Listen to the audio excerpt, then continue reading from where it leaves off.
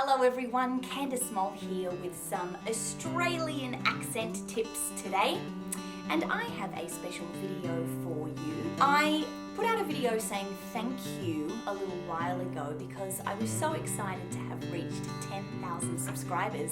So I decided as a thank you to you guys, I would do a Q&A video to answer some of your questions.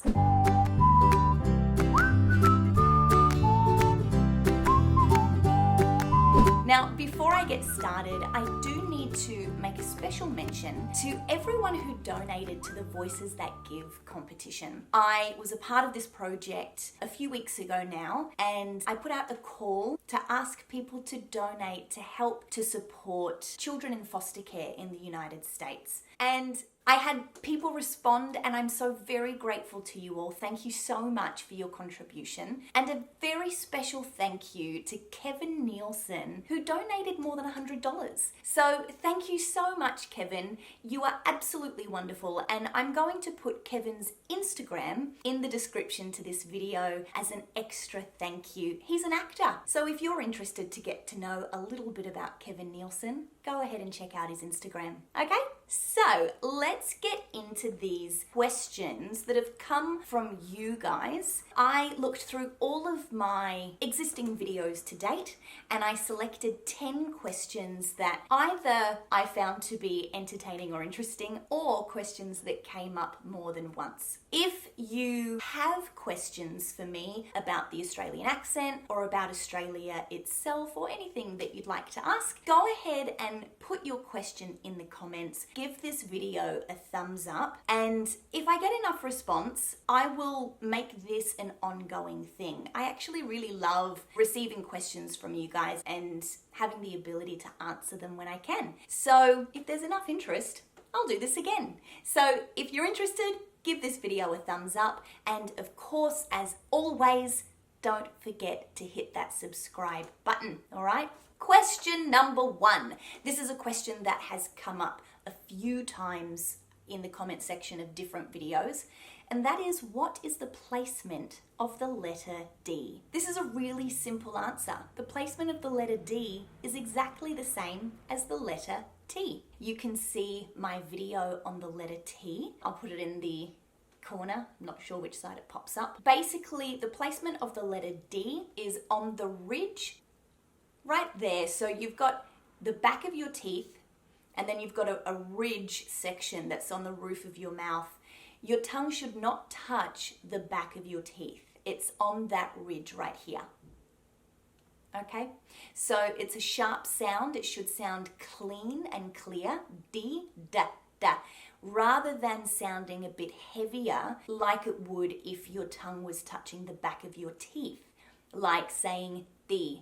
You hear the difference? If I say the word dentist or dentist, so there's a slight difference, but in certain languages, that is where the D would be placed against the back of your teeth, but not in English, and certainly not in Australian English. The other similarity between the D and the T sounds is that we also have that chewy D sound, like with the chewy T. So the chewy T is used often when a T is followed by a U sound, like in the word Tuesday. Rather than saying Tuesday, which really would be correct, Australians tend to make it a ch sound, like it's a CH, and we say Tuesday. So this is the same with the letter D. In American English, the word do is used for DO, for DUE, and DEW. So in American English, it is all just a clean do.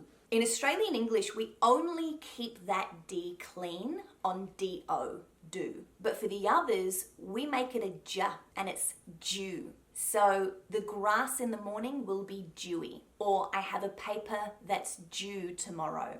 So it's not do, it's J, dew, okay? That's the letter D. Question number 2. How do Australians pronounce the letter H? Now this is a interesting question, and it's a good one. The reason it's a good one is because Australians, look, we think we're clever, by saying H with a H at the beginning, but it is not correct English. You might have this argument with your Australian friends because I do believe that a lot of Australians will say the letter H, but technically it should be H with no H at the beginning. If you're in Australia and you say H when you're talking about the letter H, you'll totally get away with it. It's fully acceptable in Australia. I often argue this point because I don't believe that H is correct. So, anyway, potato, potato. Number 3, what are the cool sentences that Aussies should apply to their conversations? My friends, I don't believe I have ever in my life been considered cool. I tried once or twice. Don't think I was successful. So, I can't really answer that question. What I can do is just revert you back to some of my Aussie slang videos. The first one in particular, the general slang, I'll put the link in the top corner of the screen right now. They are really generally used slang terms or slang phrases. So, if you use those, I'd say that's pretty cool, wouldn't you? We could talk about being cool all day. I say just try things and don't care if you fail. I think that that's the best way to be cool. Anyway, not really an authoritative figure on that. Sorry. Question number 4. This topic has come up more than once, actually multiple times, in comment sections of different videos. How do Aussies say the word important? Now, the reason this is a topic of conversation is honestly because of the American influence. Americans, or North Americans I should say, will usually say important with that soft DT sound rather than important. So they also pronounce their R's, of course. Australians don't. So Australians often now, myself included, will say important instead of important. Really, the more common way an Australian will say the word important is to drop that T or D altogether and say important. So it becomes a throat stop rather than a consonant situation. Important. So just place your tongue on that ridge where your T might be, if you were to say important, and just make a sound. So it's because of that N. The N kind of eliminates that middle T. Important. Okay? Some of the comments around this particular topic have suggested that saying important is wrong. I don't think it's wrong. I think it's just an influence that has come from a different country to the Australian shores, and this will continue to happen. That's how languages change and develop, and how accents and dialects change and develop. So if you're a person who says important, or if you have a friend who says it that way, be kind. It probably just means they watch a lot of telly, or they've travelled to the United States and picked up a habit, like myself. So a follow-on question from that, somebody asked, the phrase important date later. They said, I pronounce no hard T sound at all. They are all soft DT sounds. Does your authentic accent do the same? So I would imagine that this person is American based on that. So I imagine that they are saying important date later, right? Which sounds funny coming out of my mouth in the middle of an Australian accent video. But the answer to that question is very simply that, yes, there are no hard T sounds, and we do use that soft DT sound for later, but date actually has just a completely silent T, and important, like we just established, is that sound. So it becomes important date later. Important date later. When I close off the T on the word date, I use a silent T. So all I'm doing is placing my tongue where the T sound would usually go. Date. Important date later. Important date later. Okay?